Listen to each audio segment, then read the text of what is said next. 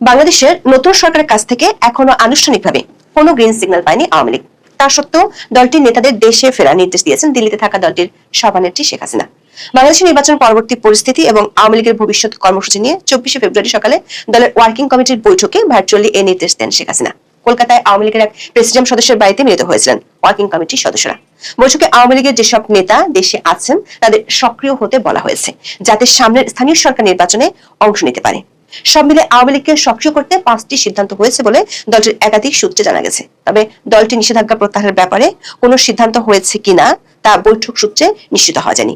শেখ হাসিনা মঙ্গলবারের বৈঠকে যেভাবে নেতাদের দেশে ফিরতে মানসিক ও অন্যান্য প্রস্তুতি নিতে বলেছেন, তাতে বৈঠকে অংশ নেওয়া কোনো নেতার ধারণা শেখ হাসিনা নিষেধাজ্ঞা প্রত্যাহারের ব্যাপারে কোনো ইতিবাচক বার্তা পেয়ে থাকতে পারেন।